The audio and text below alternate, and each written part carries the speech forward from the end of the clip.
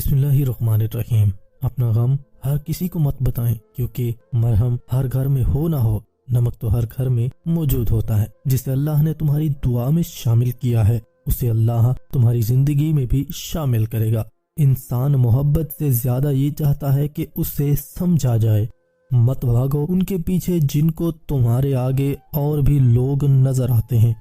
جو دل ٹوٹنے کے بعد بھی شکایت نہ کرے، اس شخص کو کھو دینا سب سے بڑا خسارہ ہے۔ جب آنکھیں نفس کی پسندیدہ چیزیں دیکھنے لگ جائیں تو دل انجام سے اندھا ہو جاتا ہے۔ خاموشی کو بولنے پر اس لیے فوقیت حاصل ہے کہ بولنا جسم کا عمل ہے اور خاموشی روح کا عمل ہے۔ اللہ کے نظام میں رزق بڑھنے کا ایک ہی قانون ہے، جتنا تقسیم کرو گے اتنا بڑھتا چلا جائے گا۔ معجزوں کی راہ تو اللہ آخری سانس تک کھلی رکھتا ہے، کیونکہ بے بس ہم ہیں، وہ تو پل میں نصیبوں کو بدل سکتا ہے۔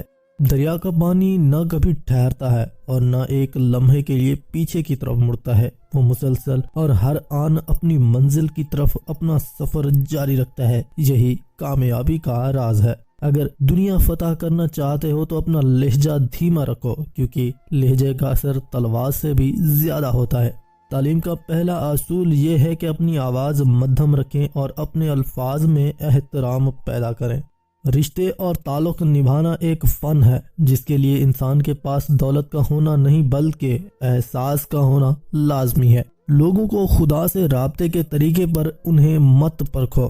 ہر کسی کی عبادت کا اپنا طریقہ ہے۔ خدا ہمارے الفاظ نہیں دیکھتا بلکہ ہمارے دلوں کی گہرائی میں جھانکتا ہے۔ اپنے آپ کو چھوٹا نہ سمجھو، تم بے خودی کے عالم میں خود ایک کائنات ہو۔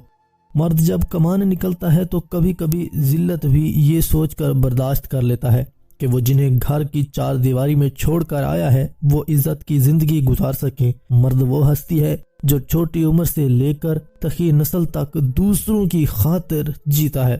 طلب سچی ہو تو خدا کی مدد پہنچ جایا کرتی ہے۔ تمہارا لباس بے شک خراب ہو، کوشش کرو کہ تمہاری روح ہمیشہ صاف ستھری اور پاکیزہ رہے۔ خواہش کے سانپ کو ابتدا ہی میں مار دینا چاہیے، اگر دیر کرو گے تو یہ بڑھتے بڑھتے اسادہ بن کر تمہارے قابو سے باہر ہو جائے گا۔ عام لوگوں کی خواہشات اور امیدیں ہوتی ہیں، جبکہ کامیاب لوگوں کے مقصد اور منصوبے ہوتے ہیں۔ صبح منہ دھونے سے پہلے لیموں اور عرق گلاب مکس کر کے چہرے پر لگانے سے چہرہ سفید اور چمکدار ہو جاتا ہے۔